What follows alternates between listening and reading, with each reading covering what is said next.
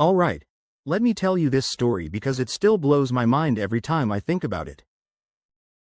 So, there's this guy named Rick Norsigian, just an ordinary school custodian living in California.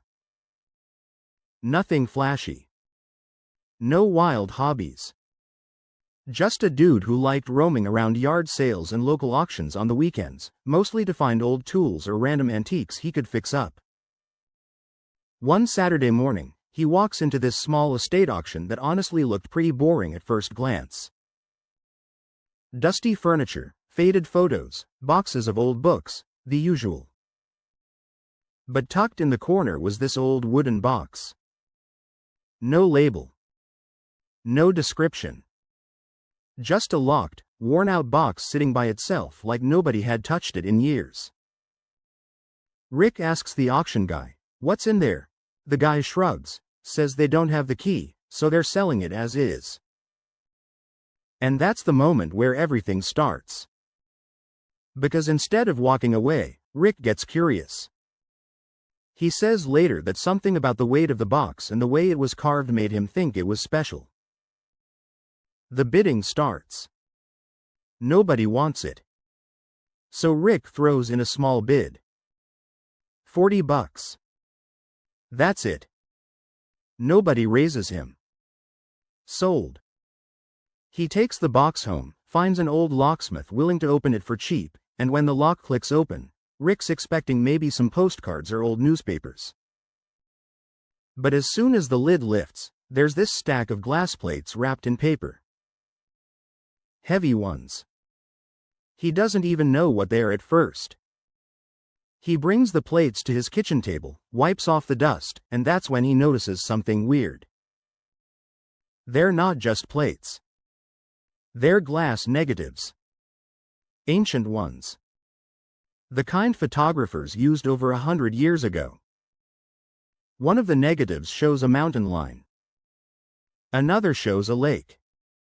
Another shows a cabin. And as Rick keeps going through them, he starts recognizing the scenery. He'd seen these views before in old photography books. They looked suspiciously like the style of Ansel Adams, one of the greatest photographers in American history. But at this point, Rick isn't thinking, "Oh wow, I'm rich." No, he thinks, "These are cool. Maybe a collector will like them someday." But something tells him to dig deeper. So he calls a photography expert. Then another. And another. And each expert seems more confused than the last, because the detail, the angles, the lighting, everything about these negatives screams Ansel Adams. Weeks go by. Investigations start. Historians get involved. Photo labs start analyzing the plates. And then, finally, the conclusion drops. The negatives are real. Legitimate. Ultra-rare early works of Ansel Adams. Misplaced for decades. Presumed lost forever. And Rick? This regular weekend auction hunter? He had just bought them for $40. Now here's the part that gets crazier. Experts estimate the value at $200 million. Yes. $200 million. Rick can't believe it. He literally said it felt like somebody told him he had won a lottery he never entered. And before I go further, if you're still watching right now, just hit that like button. It helps way more than you think, and it keeps stories like this coming. Anyway, Rick's life doesn't suddenly turn into a movie where he buys a mansion and disappears. Instead, he goes the thoughtful route. He starts licensing the images. He preserves the plates. He works with museums. He even creates exhibitions so people can see the collection.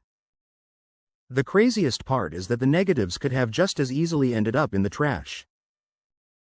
The homeowner who passed away had kept that box in a garage for years without knowing what was inside. If Rick hadn't taken that chance, for $40, the entire collection might have been lost again.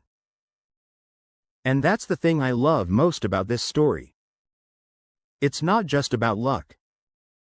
It's about curiosity. About taking small risks. About following that weird little voice in your head that says, hey, maybe check this out. Because sometimes, one tiny choice ends up rewriting everything. Rick said he originally went to that auction looking for a cheap tool. He walked out with a piece of American history worth more than most people will ever earn in their lives.